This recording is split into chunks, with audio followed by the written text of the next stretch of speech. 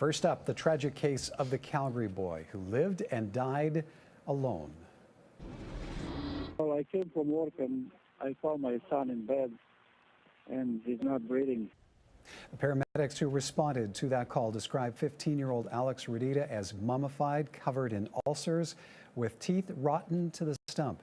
Alex weighed only 37 pounds when he died as a result of starvation and malnutrition in 2013. Last week, a Calgary judge found his parents guilty of first-degree murder, landing them automatic life sentences with no eligibility for parole for 25 years. The defense argued the Raditas had no intention of killing their son, but that their religious beliefs restricted them from providing the level of medical care needed to treat their son's diabetes. The Crown called the parents' actions deliberate.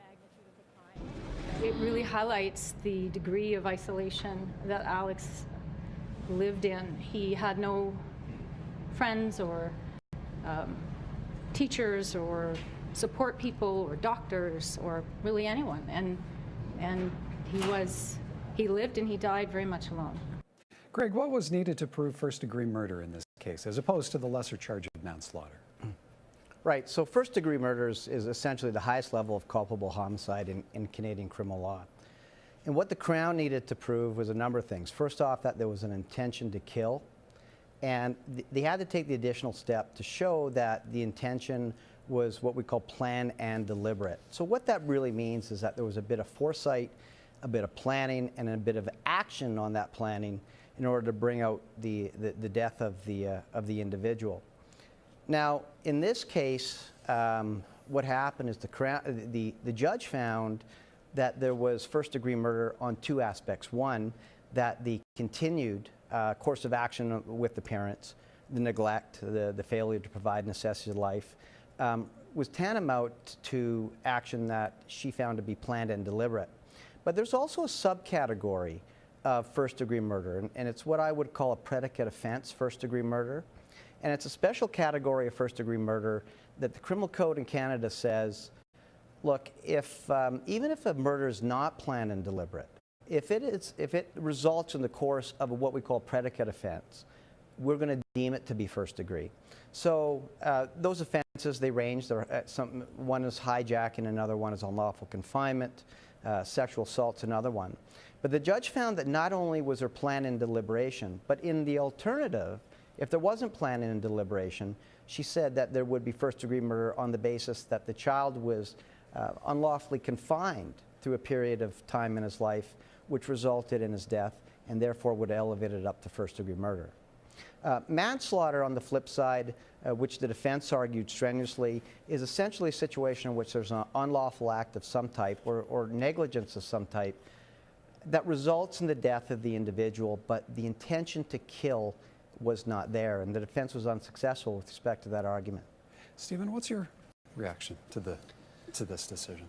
Well, it was a little bit surprising not having followed the case closely, because most of these types of cases where you have severe forms of parental neglect, either because of religious belief or ideological belief or some belief that modern medicine should not be applied to the child, most of those result in manslaughter convictions, either for criminal negligence or failure to provide necessaries. And so it's very difficult to prove that there's an intent to kill in these circumstances. But the judge inferred from the knowledge that the parents had that serious medical issues had arisen in the past and that the child was near death, and they were told very clearly and explicitly that if the kid didn't get insulin, that he would die.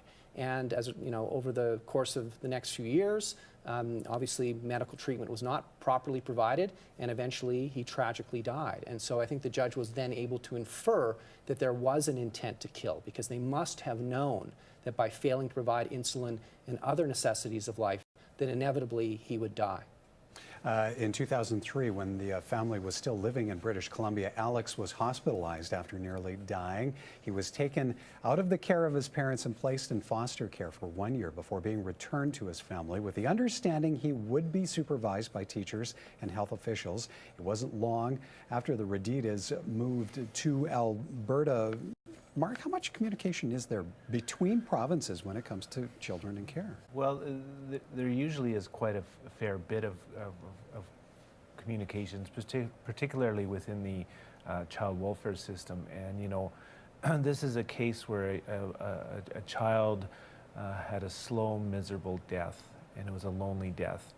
And I'm just baffled that that somebody that was in suffering for so long was under the radar from so many systems, not only through the child welfare system, but through the education system. He was under 16. He was required by law to attend classes or online, and he wasn't even participating in that.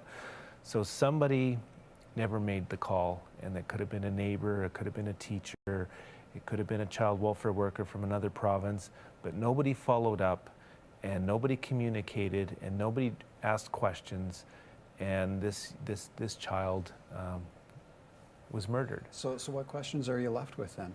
Who should have been looking up? Well, I think that we need to look at, and I do think we need to look at, I think we need to go upstream with this and say, where did the communication drop off, and where wasn't it picked up?